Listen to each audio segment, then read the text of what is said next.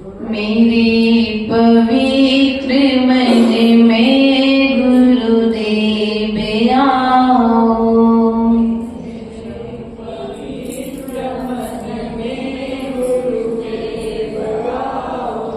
मैं शास्त्र वाचन करूं प्रतिभा जगाओ।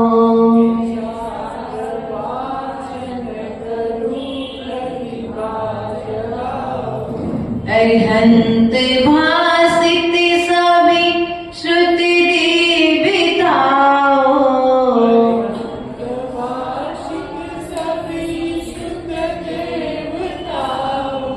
क्या बोलना अब मुझे तुम्हें ही बताओ।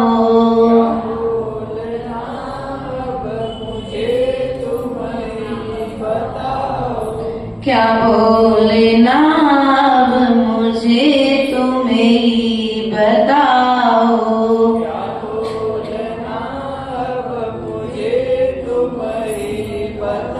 बोले अनंतानंद सिद्ध परमेश्वरी भगवान की, देवादिदेव आदिनाथ भगवान की, मूलायक सुमतिनाथ भगवान की, शासन नायक भगवान महावीर स्वामी की, बाहुबली भगवान की, आचार्य भगवंत सुरचंद्र स्वामी की, आचार्य भगवंत कुंद कुंद स्वामी की, आचार्य भगवंत विराट सागर जी, विशुद्ध सागर जी, विभव सागर जी महाराज की।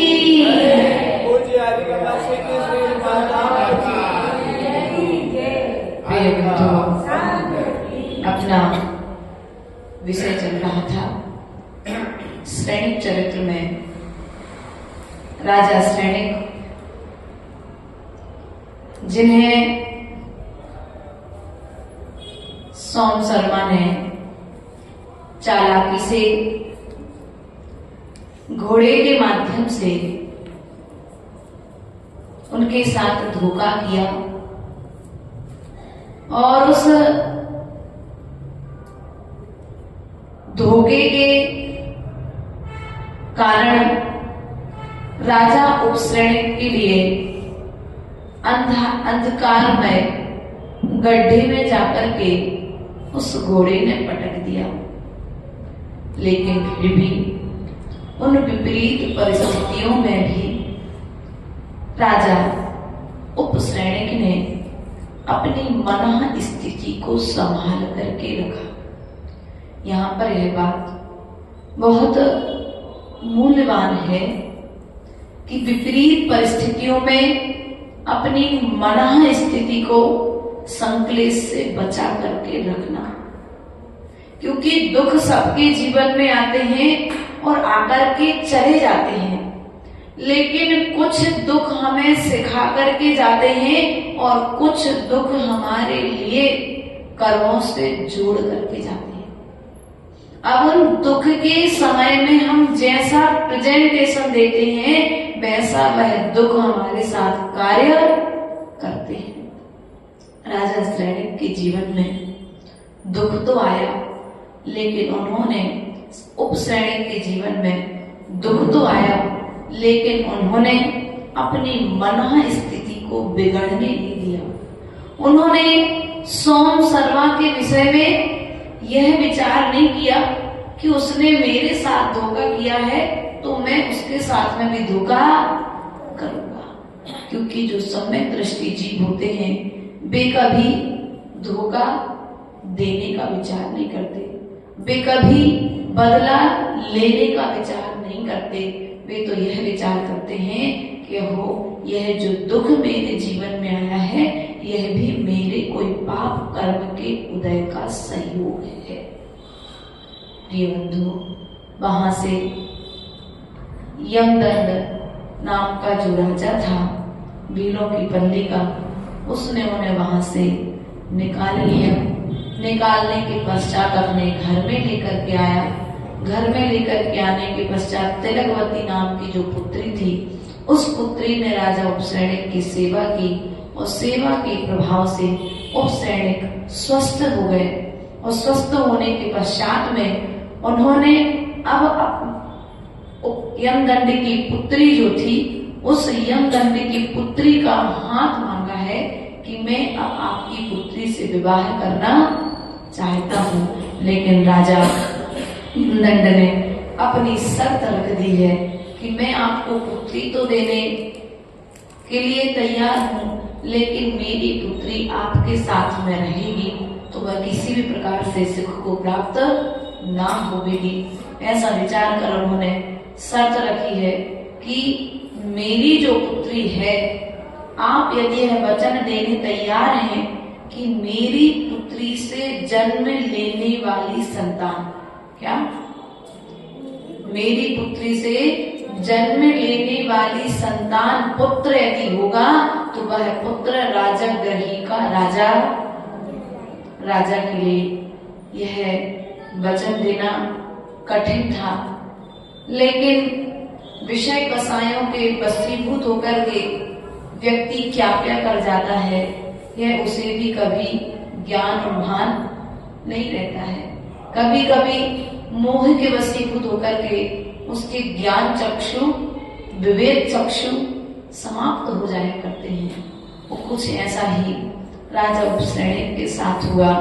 उन्होंने तिलकवती के प्रति जो उनकी आसक्ति भाव उनका जो उत्पन्न हो चुका था, जो राग भाव उसके प्रति उत्पन्न हो चुका था, उस राग भाव के अंतर्गत उसमें आकर के उन्होंने यमदंड के लिए वचन दे दिया कि मैं अब तुम्हारी पुत्री का, मतलब आपके साथ अपनी पुत्री का विवाह करने तैयार हूँ। और उपश्रेणी ने कहा कि मैं आपकी पुत्री से जन्म लेने वाले पुत्र के साथ में पुत्र के लिए ही राजगृह का राजा बनाऊंगा। ऐसा करने के पश्चात में यमदंड राजा ने दोनों का विवाह संपन्न कराया। और दोनों का विवाह संपन्न कराने के पश्चात में दोनों के लिए खुशी खुशी पुत्री के लिए विवाह के पश्चात राजगृह के लिए विदा करा। दोनों राजगृह नगर के लिए नगर की शोभा को देखते हुए राजगृह नगरी में प्रवेश कर रहे थे।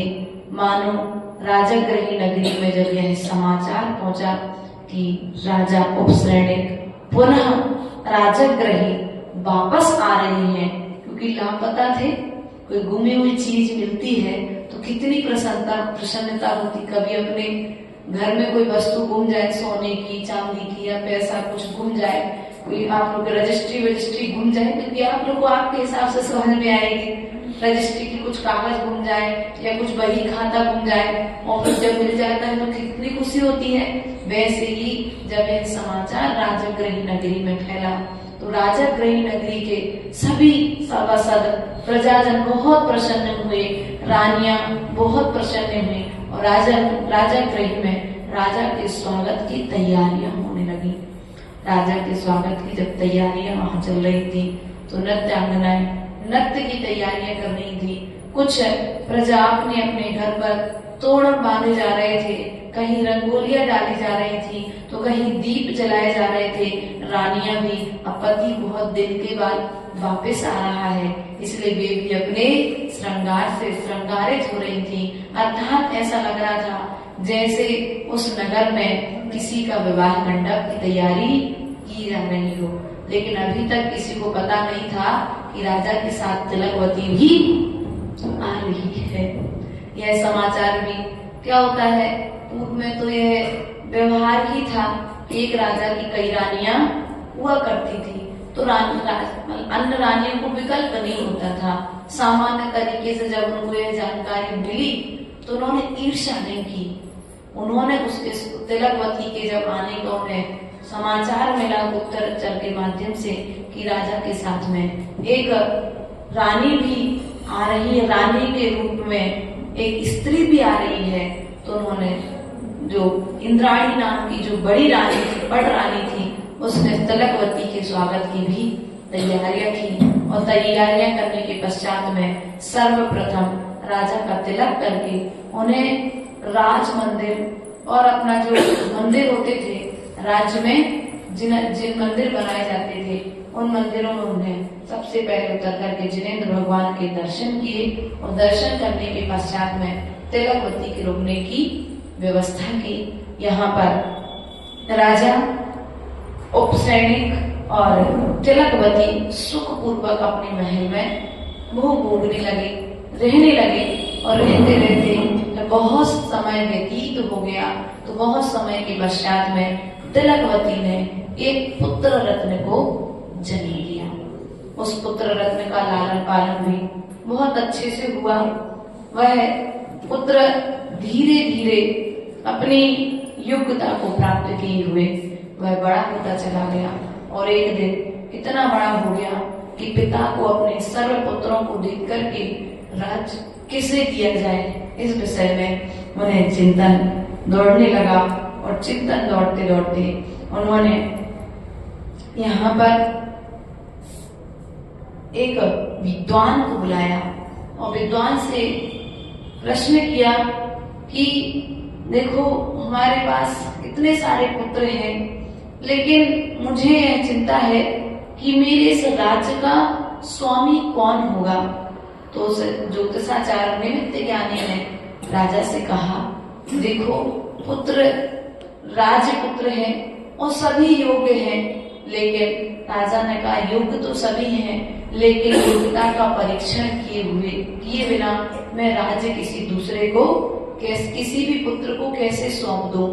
तो उन्होंने कहा, विद्वान ने, कि देखो एक काम करो, मैं तुमको ये 5 नीतियां बताता हूँ, 5 निमित्त बताता हूँ। उन 5 निमित्तों को तुम अपने पुत्रों के समकक्ष रखना, और जो पुत्र इन 5 निमित्तों के माध्यम से परीक्षा में पास हो जाए, वो उसके लिए राजगद्दी सौंप देना, या समझ लेना कि वही पुत्र राजगद्दी का अधिकारी होगा।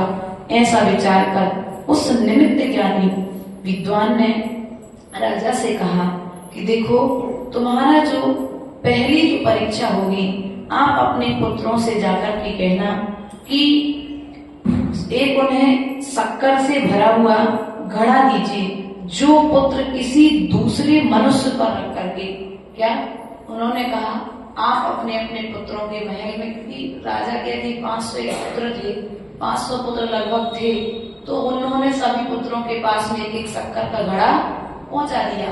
और उन्होंने कहा कि जो पुत्र अब इस शक्कर के घड़े को सिपाही के सिर पर रख करके खेलता हुआ इस राज दरबार से बाहर निकलेगा, वही इस राज्य का अधिकारी होगा। उन्होंने राजा ने दूसरा निमित्त उन्होंने बताया कि जो ओस के जल से भरा हुआ घट लेकर के आवेगा, वह इस राज्य का अधिकारी होगा। तीसरा निमित्त उन्होंने बताया, जो कुत्तों से रक्षा करके भोजन को ग्रहण करेगा, वह इस राज्य का अधिकारी होगा।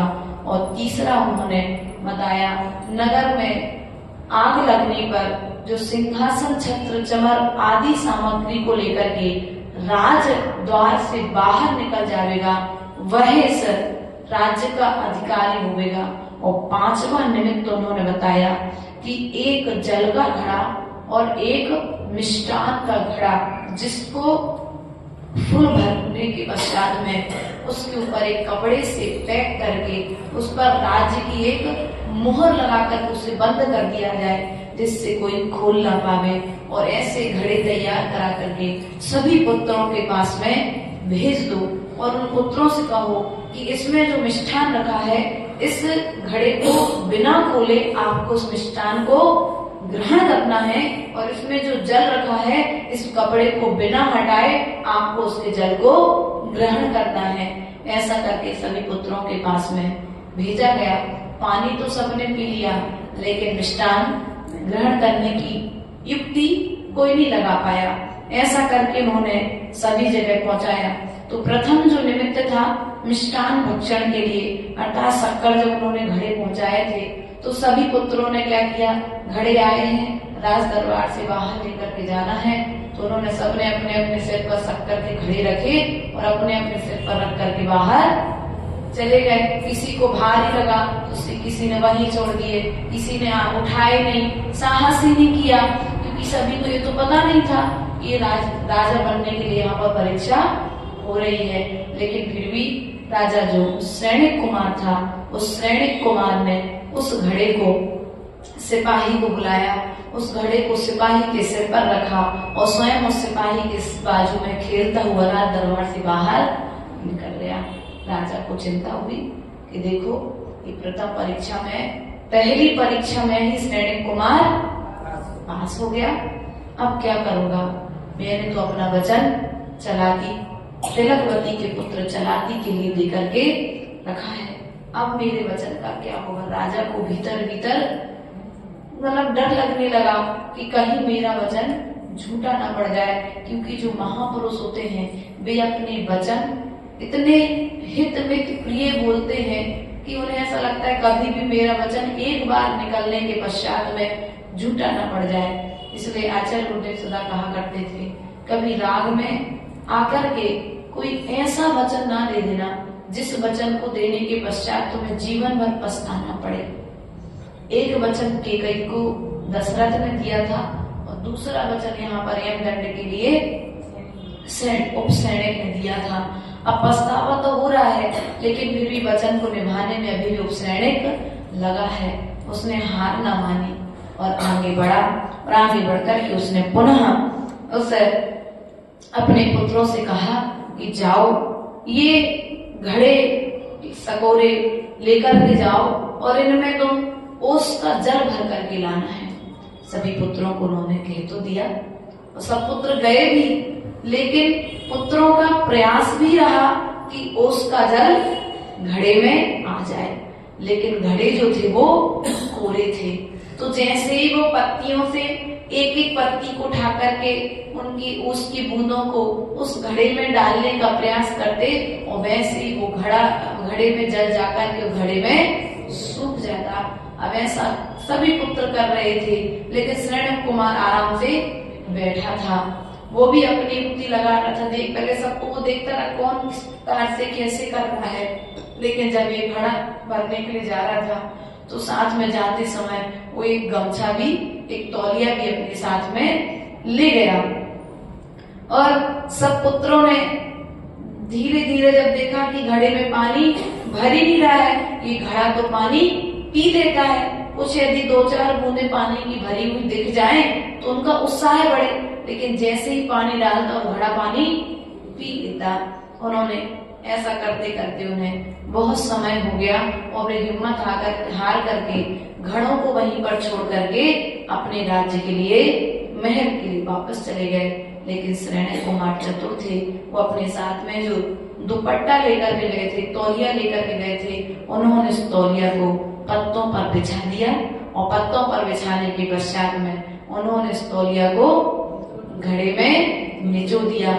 ऐसा करके उन्होंने शाम तक में पूरा घड़ा भर दिया और भरने के पश्चात में राज दरबार में ले जाकर के राजा को भेंट कर दिया कि भगवान, आपने जो ओस के बूंद का भरा हुआ घड़ा मंगाया था, ये आपके चरणों में प्रस्तुत है। राजा ने सोचा और कोई पुत्र भी लेकर के आएगा, लेकिन कोई दूसरा पुत्र लेकर के नहीं आया। अब राजा को और भय होने लगा कि अब तो निश्चित ही है मेरा वचन छूट जाएगा, मैं अपने वचन का पालन नहीं कर पाऊंगा। तो उसने कहा, मंत्रियों ने कहा, राजा साहब जी आप परेशान मत होइए। विद्वान ने अपने लिए 5 निमित्त बताए हैं, उन 5 निमित्तों के पर परीक्षा करते हैं। तीसरा निमित्त यहाँ पर विद्वान ने बताया था कि आप पूरे पुत्रों के लिए एक साथ बुलाइए और सभी पुत्रों का आप अपने राज्य महल में, कहाँ पर? आप अपने महल में सभी पुत्रों का भोजन रखिए और भोजन में पूरे नाना तरह के जिस पुत्र को जो पसंद है वो व्यंजन बनाइए और उनको भोजन सामग्री के लिए, भोजन करने के लिए बैठा देना। और जैसे ही पुत्र भोजन करने के लिए बैठ जाए, वे भोजन करने में तल्लीन हो जाए, उसके बाद तुम बड़े बड़े खूंखार, जैसे बड़े बड़े कुत्ते छोड़ देना। और जैसे उन कुत्तों के बीच में जो पुत्र अपना पेट भर के भोजन कर ले, वही पुत्र इस राज्य का अधिकारी होवेगा। राजा ने कहा, परीक्षा तो कठिन है, पुत्र तो राजा के थे, अब डर भी है कि भोजन करते इसमें कुत्तों को छोड़ना। राजा को थोड़ा भीतर में भय भी था, लेकिन अपने वचन की पूर्ति तो करनी थी। विद्वान ने जो निमित्त बताए थे उन निमित्तों का भी तो एक बार परीक्षण करना था। सो राजा ने पूरे पुत्रों को एक साथ में बुलाया और पुत्रों को एक साथ में बुलाने के पश्चात में सबको भोजन करने बैठा दिया। और जब पुत्र भोजन करने में लीन हो गए तो उन्होंने भोजन करते करते बीच में ही बड़े बड़े स्वानों को छोड़ दिया। तो सब बाकी और जो पुत्र थे वे सभी पुत्र तो स्वान के निमित्त से डर के भाग गए, लेकिन सैनिक कुमार भोजन करते रहे। अब सैनिक कुमार जैसा भोजन क्या हम करते रहते स्वान को देख करके? हम तो घर में यदि बाजू में कोई दूसरा आ जाए, छिपकली धोखे से आ जाए तो अपन तो उठ करके भाग जाते हैं। तो वो कुत्ता था, दौड़ के चल के आ रहा था। उन्होंने क्या किया कि एकदम से उसने सैनिक कुमार ने भोजन करते करते एक हाथ से वो भोजन करता जाता और बाजू में जो उसके भाइयों की जो थालियां पड़ी थी, क्योंकि वो तो आधा भोजन छोड़ के भाग गए थे, तो एक एक थाली कुत्तों की तरफ में फेंकता जाता। तो जो कुत्ते पास में आ रहे थे वे भोजन की थाली की ओर भाग जाते। जैसे वे एक थाली की ओर भागते वो दूसरी दिशा में दूसरी थाली फेंक देता, तीसरी दिशा में तीसरी थाली फेंक देता। ऐसा करके उसने सभी भाइयों की थाली कुत्तों की तरफ फेंक दी और अपना पेट भर के भोजन करके राजमहल के लिए वापस आ गया। अब मंत्रियों के द्वारा पुनः उसे समाचार मिला कि इस परीक्षा में भी सैनिक कुमार पास हो गए। अब उसके दिल की धड़कन बढ़ने लगी। अब क्या होगा? लेकिन अटैक नहीं आया। आज के व्यक्ति को क्या होता? अटैक आ जाता कि मेरा बच्चा परीक्षा में, पड़ोसी का बच्चा पास हो गया, मेरा बच्चा। इतना भी टेंशन नहीं था, विकल्प था राजा को। लेकिन जितना विकल्प आज हम करते हैं ना, इतने विकल्प महापुरुष ज्यादा। ठीक है, परीक्षा उन्हें करना था तो उन्होंने किया। और जब ये सैनिक कुमार भी उसमें पास हो गया तो फिर उसने सोचा चलो जो चौथा निमित्त विद्वान ने बताया है और पांचवा निमित्त, ये दो निमित्त और अभी हमारे पास बाकी हैं। यदि इन दो निमित्तों में भी सैनिक कुमार जीतता है तो मैं क्या करूंगा? अब उसे इस बात का विकल्प हो रहा था। लेकिन फिर भी एक दिन नगर में किसी कारणवश आग लग गई। क्या हो गई? किसी कारणवश नगर में आग लग गई। और जब आग लग गई तो कोई पुत्र राज खजाना लेकर के भागा, कोई पुत्र भाला लेकर के भागा, कोई घोड़े पर बैठ करके भागा, कोई वस्त्र लेकर के भागा, कोई आभूषण लेकर के भागा, कोई अपनी माँ को लेकर के भागा। लेकिन किसी ने भी यह विचार नहीं किया कि राजमहल में राज सिंहासन, छत्र और चमर की महिमा हुआ करती है। यदि राजगद्दी का कितना महत्व होता है हम देखते हैं। राजगद्दी अभी आपको यहाँ तो बहुत कम देखने मिलती है। महाराष्ट्र में भट्टारा गादी की गादी मिलती है। वो गद्दी गादी पर हमेशा उस पर उसकी वंदना करते हैं लोग। मतलब उनकी जो भट्टारा गादी जो रहती हैं उस पर कोई दूसरा विराजमान नहीं हो सकता जब तक दूसरा भट्टारा ना आ जाए। लेकिन उनका जो प्रथम होता है वो प्रथम की गादी पर जो नया भट्टारा है वो भी विराजमान, क्योंकि गुरु की गादी मानकर वे हमेशा उसे प्रणाम करते हैं। ऐसी वह सैनिक कुमार ने देखा कि नगर में जब आग लगी है तो उसने कहा कि सब लोग सब कुछ लेकर के भाग रहे हैं, लेकिन किसी ने भी अभी सभा में पहुंच करके सिंहासन, छत्र और चमर को नहीं उठाया है। उसने सिंहासन, छत्र और चमर को अपने मस्तिष्क पर उठाया और लेकर के राज दरबार से बाहर निकल गया। इस परीक्षा में भी सैनिक पास हो गया। उसके पश्चात में पांचवी परीक्षा जो सैनिक कुमार की ली गई उसमें उन्होंने कहा कि लड्डू, अच्छा दो उसमें घड़ों में लड्डू, एक में लड्डू और एक में पानी भर करके पहुंचाया गया। तो सभी पुत्रों ने तो पानी तो पी लिया लेकिन पेट लड्डू नहीं खाया, क्योंकि लड्डू निकाल ही नहीं पाए, खोलने का कोई स्थान उसमें नहीं था। अब क्या किया जाए? जब खोलने का स्थान नहीं था तो उन्होंने कहा राजा साहब के पास बोल दिया कि हम लोग मिष्टान भक्षण नहीं कर सकते, क्योंकि वो अपने राज्य की सील से उसको सीमित कर दिया गया था। जैसे कभी किसी के छापा पड़ना ना तो वो अलग से वो एक सरकारी ताला लगा करके उसको मोहर लगा करके जाते ना, तो कोई खोल नहीं सकता उसको सामान्य व्यक्ति। ऐसे ही वहां पर उन घड़ों को भी पैक करके भेजा था। लेकिन सैनिक कुमार बहुत चतुर था। उसने क्या किया, घड़े से पानी भी पिया और घड़े से मिष्ठान भी ग्रहण किया। अब कैसे ग्रहण किया होगा बेटा, तुम लोगों ने विचार किया कभी? यदि आपसे कह दिया जाए कि उस घड़े को बिना खोले आपको मिष्ठान भी खाना है तो खा लोगे क्या? आप कहोगे पहले माता जी थोड़ा सा कपड़ा तो खोल लेने दो, थोड़ी सी प्लेट खोलेगी तब तो हम हाथ डाल करके निकाल करके खा पाएंगे। लेकिन सैनिक कुमार ने कहा नहीं, ऐसा नहीं है, जब राजा की आज्ञा नहीं है तो तुम्हें बेईमानी नहीं करूंगा। उसने युक्ति लगाई और उस घड़े को इतना हिलाया कि उसमें रखे जो लड्डू थे वो सब क्या हो गए, पिस गए। क्या हो गए वे? पिस गए। मतलब बिल्कुल बारीक हो गए, इतने बारीक हो गए कि वो लड्डू कपड़े में से बाहर आने लगे। और जैसे वो ऐसा हिलाता जाता, जैसे छन्नी में से आटा छानते ना आप लोग, ऐसे उस कपड़े को, उस मटके को हिलाता जाता और उसमें से जितना मिष्ठान बाहर आता खाता जाता। ऐसा करके उसने पेट भर के लड्डू खाए। उसको घड़े को उल्टा करा, उस कपड़े में से निकाल करके जो पानी निकला उस पानी को पिया और पीने के पश्चात राजा के पास में खबर पहुंचा दी कि इस परीक्षा में कौन पास हुआ? बोलो तो, सैनिक कुमार। राजा नहीं बना है, अभी तो राजा बनने की परीक्षा यहाँ पर चल रही है। अब जब यह समाचार राजा के पास में पहुंचा तो राजा के प्राण तो कंठ में आकर के रुक गए। अब क्या होगा कि मेरे राज्य का राजा, मैं तो वचन दे चुका हूँ तिलकवती के पुत्र चलाती के लिए ही राज्य दूंगा, लेकिन अब मैं अपने वचन का पालन कैसे करूंगा? जो निमित्त ज्ञानी ने जो निमित्त बताए थे उन निमित्तों में तो सैनिक कुमार ही पास हो गया है।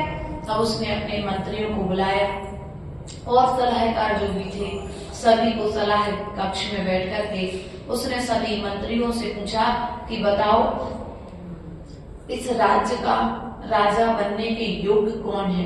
तो उसका जो सुमति नाम का मंत्री था, उस सुमति नाम के मंत्री ने राजा से कहा कि भगवान इस राज्य का राजा बनने के योग्य यदि कोई है, अगर आप किसी को अपने बाद योग्य समझते हैं तो सैनिक कुमार के अलावा कोई दूसरा योग्य नहीं दिखाई देता है।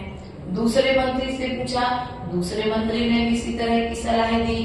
फिर जाकर के जब राजा ने कहा कि मंत्रियों का मत भी सैनिक की ओर जाता है, तब जाकर के फिर राजा उप सैनिक ने मंत्रियों से कहा कि देखो सैनिक कुमार योग्य तो है, लेकिन जब मैं जंगल में गड्ढे में गिर गया था और यमदंड नाम के उस भील छत्री ने मेरी रक्षा की थी, तब मैंने उसे तिलकवती से विवाह की पूर्व वचन दिया है कि तिलकवती के गर्भ से जन्म लेने वाली संतान को ही इस राज्य का राजा बनाऊंगा।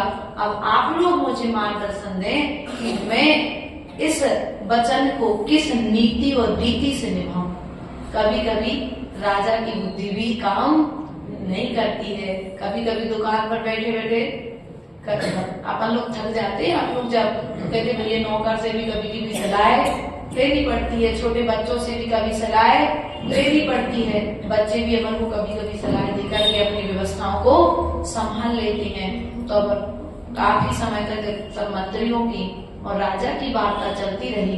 तो वार्ता चलते चलते उसमें सैनिक कुमार के विषय में सभी ने अच्छी बातें कही, लेकिन जब राजा का वचन सामने में आया तो एक मंत्री ने कहा कि देखो भगवान, यदि आपने वचन दिया है तो आपके वचन को निभाने में हम सभी प्रयास करेंगे। तो राजा ने कहा ऐसा क्या करोगे जिससे मेरा वचन निभ जाए? तो एक मंत्री सैनिक कुमार के पास में गया और सैनिक कुमार से कहा कि देखो तुम्हारे पिता तुमसे बहुत नाराज है। क्या कहा? तुम्हारे पिता तुमसे बहुत नाराज हैं। तो सैनिक कुमार ने पूछा मैंने ऐसा कौन सा अपराध किया जिसके कारण मेरे पूज्य पिता मुझसे नाराज हो गए? और यदि नाराज हुए तो मैं अभी जाकर के पिता से क्षमा याचना कर लूंगा।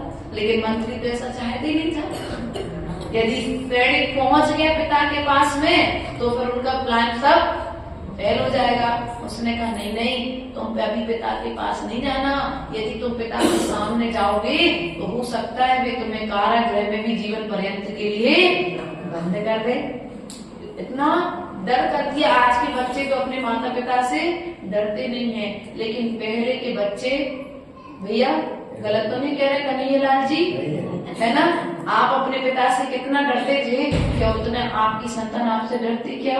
या आपकी संतान की जो पोता पोती है वो आपसे डरते क्या? नहीं डरते है। हाँ भैया कह रहे डरा देते आज कल के बच्चे, डरते अब देखो यही तो है पंचम काल का प्रभाव है। पैर दबाने का बोलो तो ध्यान रखना, ऐसा तो अभी तक ऐसा नहीं आया, लेकिन एक अपन युक्ति ऐसा सोच लेते हैं कि आज के बच्चे सेवा तो कम करते हैं लेकिन ताने ज्यादा देते हैं, दिखावे की जिंदगी चल रही है। अब सैनिक को जब ये मालूम पड़ा कि मेरे पिता मुझसे नाराज हैं, तो उसने मंत्री से ने कहा बताओ बताओ मेरे पिता कहाँ पर विराजमान है, मैं अभी जाकर उनसे क्षमा मांग लेता हूँ। बोले नहीं नहीं, तुम पिता के पास मत जाना, यदि तुम अभी जाओगे तो वे इतने नाराज हैं कि तुम्हें कारागृह में भी डाल सकते हैं। उसने कहा नहीं, मैं तो अभी पिता के पास जाऊंगा और पिता से क्षमा मांगूंगा, वो मेरे पिता हैं, वो मुझे निश्चित ही मेरी भूल पर क्षमा कर देंगे। बोले नहीं, इतने नाराज हैं, हो सकता है यदि तुम उनके सामने पहुंचे तो वे तुम्हें मृत्यु दंड भी दे सकते हैं। अब डरवा दिया तो बेचारा श्रेणी कुमार डर गया, मरता क्या ना करता। उसने कहा देखो ये मंत्री भी तो जीवन काल इन्होंने पूरा इस राज्य की सेवा में निकाल दिया है, और यदि ये कह रहे हैं कि मैं पिता के सामने ना जाऊं तो ये भी मेरा कुछ हित चाह रहे होंगे। उस छोटे से बच्चे ने अपनी निश्चलता के बल पर उन मंत्रियों की बात को मान लिया। तो मंत्रियों ने कहा देखो अभी पिता नाराज है, तुम एक काम करो, अभी तुम राज्य छोड़ करके कुछ दिन के लिए बाहर चले जाओ। वे तो चाहते थे कि ये बाहर जाए और चलाकी के लिए राज्य दे करके हम अपनी नीति अपना वचन पूर्ण करें। अब यहाँ पर सैनिक कुमार ने अपने पिता के वचन, अपने पिता के क्रोध को जान करके, मंत्रियों की बात मान करके गुप्त रूप से उन्होंने क्या किया, उसे 5000 कितने एक पुत्र को गुप्त रूप से राज्य से बाहर भेजने के लिए 5000 जासूस भेजे कि ये वापस ना आ जाए इस राज्य में। और ऐसा करके वह चलते चलते एक नगर से दूसरे नगर पहुंच गया, लेकिन पुत्र तो नगर से बाहर गया। यहाँ पर यह समाचार उस इंद्राणी माँ के कर्ण जिले में पहुंच गया। अब वह माँ इतनी दुखी होती कि मेरे पुत्र ने ऐसा कौन सा अपराध किया जिसके कारण उसे देश निकाला दे दिया गया है। माँ सबसे पूछती, अब सब जो रानियां थी सबके पास जाकर के विलाप करती। मुख्य रानी थी तो सब उसके पास में आ गई।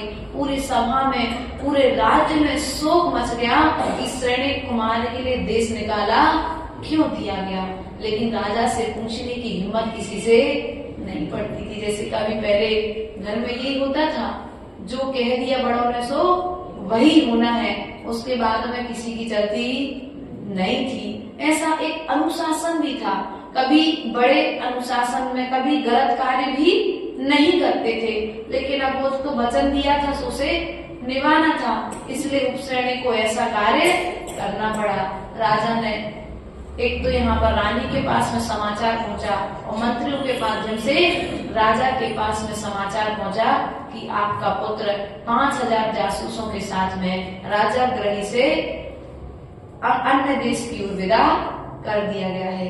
एक तरफ तो राजा को खुशी हुई, लेकिन दूसरी तरफ पिता के मुंह में राजा के आंसू भी छलक आए कि मैंने निरपराध पुत्र के लिए देश से बाहर भिजवा दिया है, मात्र अपने एक वचन को निभाने के लिए। इसलिए यह शिक्षा, यह कहानी मुझे यहाँ पर इस चैप्टर हमें ये शिक्षा देता है कि कभी भी भावुकता में आकर के, कभी राग में आकर के, कभी द्वेष में आकर के कोई ऐसा वचन मत बोलो कि उस वचन के बदले में तुम्हें अपना जीवन या किसी दूसरे का जीवन दांव पर लगाना पड़े। क्रोध में आकर के कभी हम कहते हैं मार डालेंगे, तुम्हारा पूरा परिवार खत्म, ऐसा बोलते हैं ना। कभी कभी जब दो गुटों में लड़ाइयां होती हैं तो ऐसा हम बोल देते हैं, लेकिन कभी ऐसा मुख से भी वचन नहीं बोलना चाहिए। तो राग में भी नहीं बोलना चाहिए कि हम तुम्हारे लिए सब कुछ है। आदि आदि किस रूप में आप लोग राग में वचन बोलते हो, जैसे सैनिक कुमार ने बोला, इस प्रकार से भी बोल सकते हो।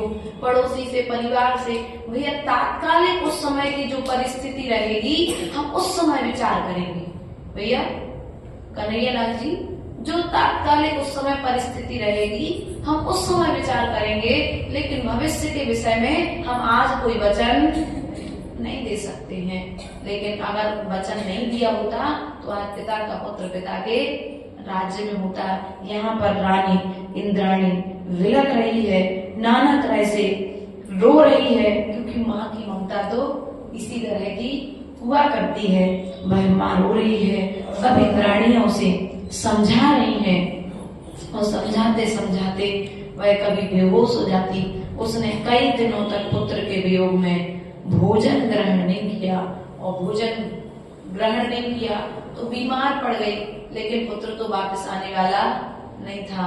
फिर उपसैनिक कुमार ने जाकर के इंद्राणी को समझाया कि देखो ये भी कोई एक निमित्त है, उस जीव का कोई पाप कर्म का उदय है, क्योंकि बिना पाप कर्म के तो किसी के साथ कुछ होता नहीं है, और उसका भी कुछ होगा, इसलिए उस जीव के साथ में ऐसा हुआ है। इधर चलते चलते सैनिक कुमार नंदीग्राम पहुंच गए। कहाँ पर पहुंच गए?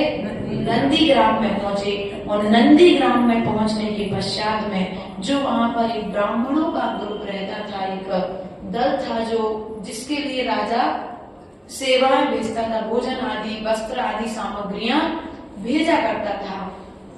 अब पैदल चला था, रथ तो दिया नहीं था, पुत्र जरूर था, लेकिन देश निकाला दिया था, सो रथ नहीं दिया था, पैदल गया। सो कपड़े भी अस्त व्यस्त थे, बाल भी अस्त व्यस्त थे, और शरीर का सौंदर्य भी थोड़ा सा, हालत थोड़ी सी बिगड़ चुकी थी। तो उसकी हालत को देखकर उसने जैसे ही वहां पर पहुंचा और उस आश्रम में पहुंचकर उसने आवाज दी कि देखो मैं राजा ग्रही के राजा उपसैनिक का पुत्र आपके यहाँ पर पधारा हूँ, और मुझे बहुत तेज की प्यास लगी है, मुझे पानी दे दो। एक ब्राह्मण बाहर आया, और जैसे ही ब्राह्मण बाहर आया तो उस ब्राह्मण ने उस सैनिक कुमार की स्थिति देखी और कहा कि तुम और राजा ग्रही के राजा के पुत्र नहीं, ऐसा नहीं हो सकता। और उसने उसे धुतकार करके, कोई भिखारी समझ करके उसे वहां से भगा दिया। अब उसे प्यास तो बहुत जोर से प्यास लगी थी, तो क्या करता, वो थोड़ा और आगे बढ़ा। और जैसे ही थोड़ा सा आगे बढ़ा तो वहां पर एक बौद्ध गुरुओं का समूह आया हुआ था, और वहां पर जो बौद्ध गुरुओं का समूह आया हुआ था, अब युक्तिवान जो पुरुष होते हैं वे महापुरुषों के लक्षणों को भले ही कपड़े कैसे भी हों, लेकिन तन की आभा तो प्रदर्शित पहचान ही लेते हैं। तो उन्होंने पहचान लिया कि यह कोई सामान्य पुरुष नहीं है जो पानी के लिए तरस रहा है। उसने जाकर के एक वहां से बौद्ध गुरुओं में से उनके पास में आया, बोले भाई क्या तकलीफ है तुम्हारे लिए? बोले हमको बहुत जोर से प्यास लगी है, मैं चलते चलते थक गया हूँ, मैं राजा ग्रही से आया हूँ। अब उसने ये नहीं बताया कि मैं राजा ग्रही के राजा का पुत्र हूँ, क्योंकि देखो कहाँ वह राजा और ये राजा का पुत्र इस हालत में। अभी एक जगह से राजा ग्रही का पुत्र कहा तो पानी नहीं मिला, यदि इसको भी बता दूंगा तो फिर पता नहीं क्या होगा। तो उसने ये नहीं बताया कि मैं राजा ग्रही के राजा का पुत्र हूँ। फिर जाकर उस ब्राह्मण से बौद्ध गुरु ने उसे अपने उस मठ में उसे आश्रय दिया, उसे स्नान के लिए जल दिया, पहनने के लिए अच्छे सुंदर वस्त्र दिए, उसे आभूषण आदि प्रदान किए, और जब भोजन का समय हुआ तो उसे भरपेट भोजन कराया। भोजन कराने के पश्चात में अब क्या करेगा वो? अब अपने आश्रम में लेकर के गया है तो उसका माइंड डाइवर्ट क्या किया, उसका माइंड डाइवर्ट करना प्रारंभ कर दिया। अब उसने जब बताया कि मैं वहां से आया हूँ और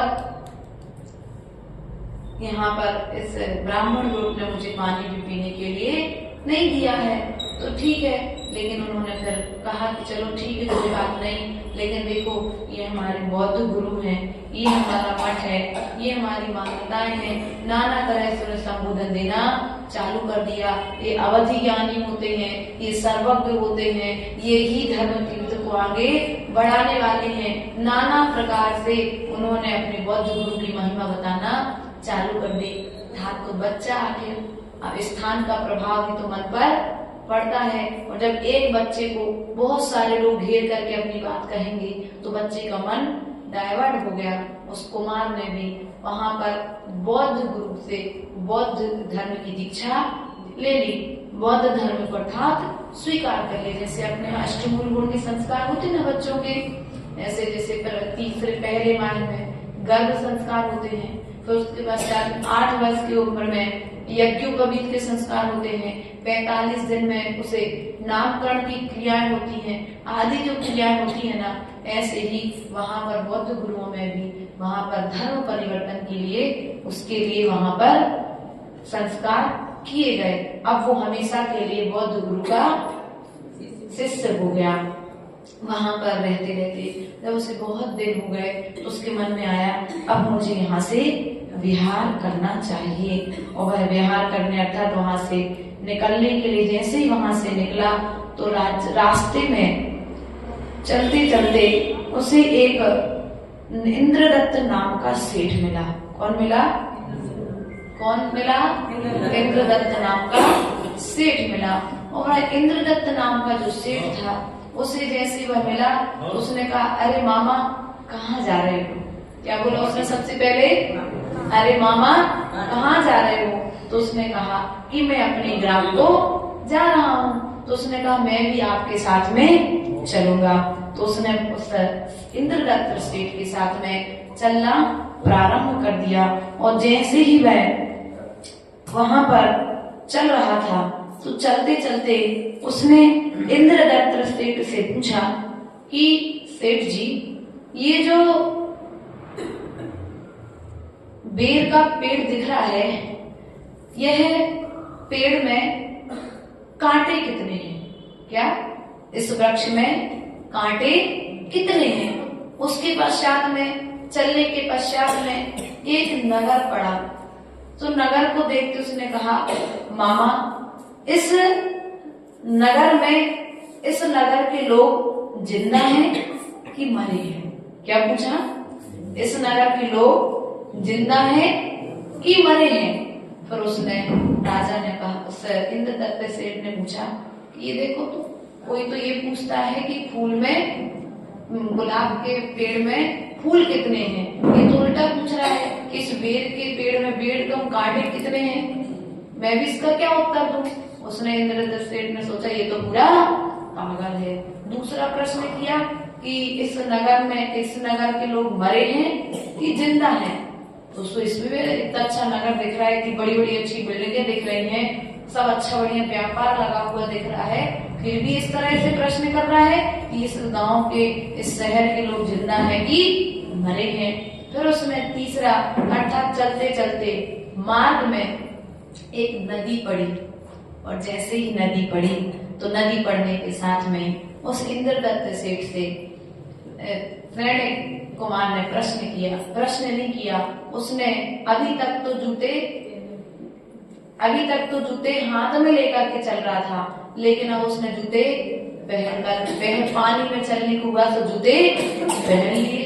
इंद्रदत्त सेठ ने कहा कि पहन लिए जूते, पानी में चलेगा जूते पहन करके चलेगा? उसे लगा अब तो पक्का में ये पागल ही है। और ऐसा करके जब थक गया नदी पार करके तो किनारे पे जाकर के एक बहुत बड़ा सा वृक्ष था, उस वृक्ष के नीचे जाकर के लेट गया।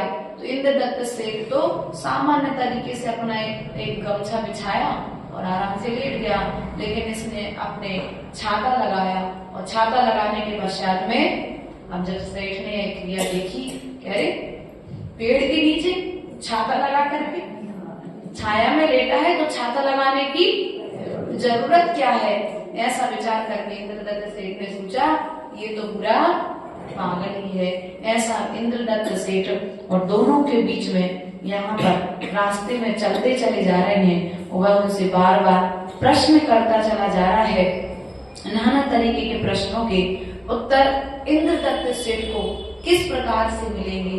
क्या वास्तविकता में इस तरह के कारण उपस्थित होने पर सैनिक कुमार पागल था? यदि पागल नहीं था तो वह इस तरह की क्रियाएं क्यों कर रहा था? इस विषय को हम कल पुनः इस सभा के माध्यम से सुनने और समझने का प्रयास करेंगे। इन्हीं भावनाओं के साथ बोले परम पूज्य गुरुवर स्वामी विभव सागर जी महाराज की